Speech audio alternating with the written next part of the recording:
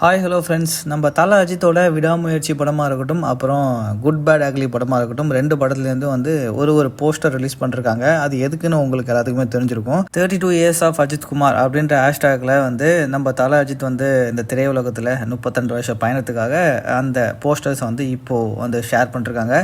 விடாமுயற்சி டீமும் வந்து ஒரு போஸ்டர் ஷேர் பண்ணிருக்காங்க. அதே போல் குட் பேட் அக்லி படத்துலேருந்தும் வந்து ஒரு போஸ்டர் ஷேர் பண்ணிருக்காங்க. அந்த ரெண்டு போஸ்டர் பார்க்காதவங்க பாருங்கள், எது நல்லா இருக்குது அப்படின்றத மறக்காமல் கமெண்டில் போட்டுருங்க. ஸோ தலைக்கு பார்த்தீங்க அப்படின்னா அப்கமிங்கில் ரெண்டு படம் வருது, குட் பேட் அக்லி, விடாமுயற்சி படத்தோட ரிலீஸ் டேட் இன்னுமே கன்ஃபார்ம் பண்ணாமல் தான் இருக்காங்க.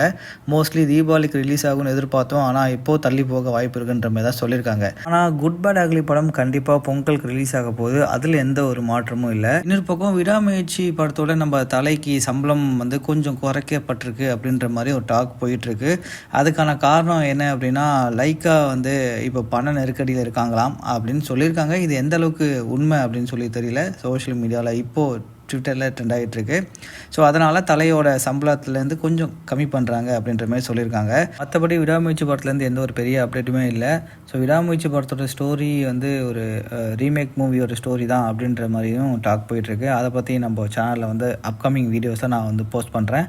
தற்போதைக்கு உங்களுக்கு இந்த தலையோட ரெண்டு படங்கள்லேருந்து ரிலீஸ் ஆன போஸ்டரில் எந்த போஸ்டர் ரொம்ப பிடிச்சிருக்கு அப்படின்றத மறக்காமல் கமெண்ட்டில் போட்டுருங்க. சேனலை சப்ஸ்கிரைப் பண்ண மறந்துடாதீங்க.